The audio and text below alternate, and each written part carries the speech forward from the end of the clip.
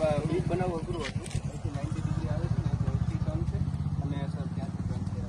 જામનગર જિલ્લાના પ્રભારી સચિવ શ્રી દ્વારા આજરોજ જામનગર જિલ્લાની મુલાકાત લેવામાં આવેલી. તમામ અધિકારીઓની સાથે સમીક્ષા બેઠક કરવામાં આવેલી છે.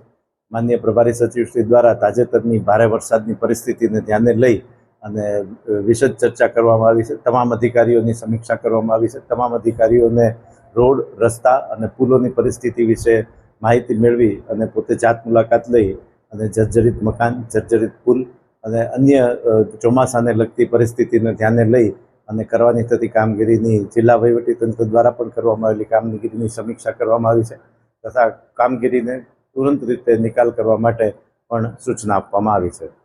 પ્રોગ્રેસમાં છે મારે 16 મંજૂર છે, તેમાંથી 10 સરકાર અત્યારે ડાયવર્ઝન